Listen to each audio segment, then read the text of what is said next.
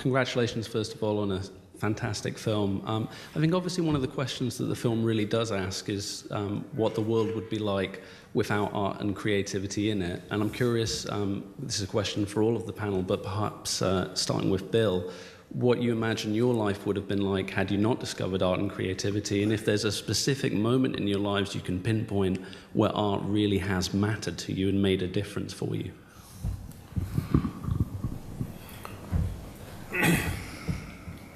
Well, I think it would be back when I started acting in Chicago.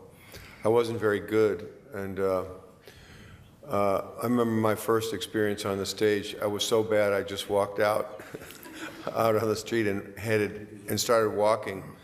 And I walked for a couple of hours, and I realized I'd walked the wrong direction.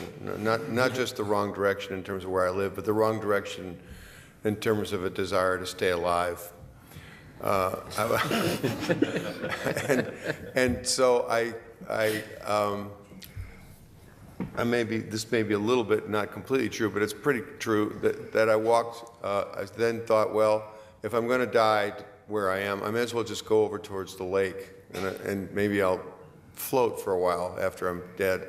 So I walked over towards the lake, and as I got there, I realized I'd hit Michigan Avenue, and I thought, well, Michigan Avenue, that runs north too, and so I started walking north, and I ended up in front of the Art Institute of Chicago. And I just walked inside, and I didn't feel like I had any place being there, and they used to ask you for a donation, you know, when you walk into a museum, and I just walked right through because I was ready to die and pretty much dead. And I walked in, and there's a painting there, and I don't even know who painted it, but I think it's called the Song of the Lark, and it's a woman working in a field, and there's a sunrise behind her. And I've always loved this painting, and I saw it that day, and I just thought, well, look, there's a girl who doesn't have a whole lot of prospects, but the sun's coming up anyway, and she's got another chance at it. So I think that gave me some sort of feeling that I too am a person and get another chance every day the sun comes up. You know, frankly, I don't want to contemplate a world without Bill Murray, so I'm very, very glad that he had a change of heart that day all those years ago in Chicago. And it's really interesting that this video kind of crossed my radar when it did, because it was just here in the last week or so, a week in which someone very, very close to me attempted to do what Bill Murray was contemplating. And so when I saw that in conjunction with having walked through this experience with this loved one who was not successful and, you know, by God's grace is still with us and gets to see the sun come up for hopefully a whole lot of years again, it made me want to reach out through the channel, through my platform, and just say to anyone out there who might want to, or not want to, but who might need to hear right now this very thing. Now, the world without Bill Murray, a lot of people would notice if all of a sudden Bill Murray weren't there. It would be the news for the day. It'd be all over X. We'd all of a sudden start seeing all these tributes pop up, kind of like when Norm Macdonald was gone, or whomever the celebrity of the day that we lose. We would know all about it. And we think that those lives are so different than our own that when we fall into these dark places that we think, well, who would notice? Well, here's what I want you to do. I want you to go back and look at that painting, The Song of the Lark, that I include in this video. And if you're listening to this on the podcast, I encourage you to go to the Jason Wright Show YouTube channel, and you can see this, or just look up the painting. It's called Song of the Lark. And I want you to imagine yourself in the place of the girl in the cornfield. It's a peasant girl holding a sickle, and the sun's coming up behind her. And I want you to imagine looking at the painting and putting yourself there, and all of a sudden, you're not there. Your loved ones, someone, your friends, people would look at that painting or look at the world, or their sun would come up the next day, but you wouldn't be there. And therefore, the painting just wouldn't be right. the painting that is their life without you would not be right. And I know that in our deepest, darkest caves that we can somehow escape to, we think that no one would ever notice should this happen, but I can promise you, I can guarantee you with all my heart, someone would. And I love the correlation that Bill Murray makes with this painting in that as long as the sun comes up, there's another chance. There's another chance. And, I'm not a gambling person, but one bet I would make is this: the sun's probably going to come up tomorrow.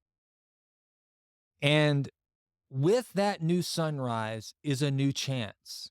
I just did a video here last week where I quoted Dale Carnegie, which is that every day is a new life for a wise man. And I mentioned in that video, as I'll mention in this one, it gave me relief the first time I heard it. It's like every day is a little bit of a do-over. And every day that the sun comes up, each and every one of us, we have another shot. We have another shot to make things right, to ask for forgiveness that we probably need, to give forgiveness that we should probably give, to realize that the things that we think are such magnified, huge, cataclysmic problems in our lives are not nearly as big as we are to the lives of those around us. Now, I want you to remember that no matter what problem you are facing, no matter what demon you are battling, it pales in comparison to how big you are in the life of someone else and how big your life is on this earth. It's meaningful. You do matter. You absolutely matter. That painting, the Song of the Lark, wouldn't be the painting that it is if the girl were not there. And you look at it and you see this, you see the look in her face. It's like she has a very hard existence, but the sun has come up and she's got another chance. With that chance is hope. And I hope that today, I hope I'm the lark. I hope I'm giving the Song of the Lark to you to say, you're worth it. You got this. The sun came up today, and I can't assure you this, but it probably will come up tomorrow. And you know what?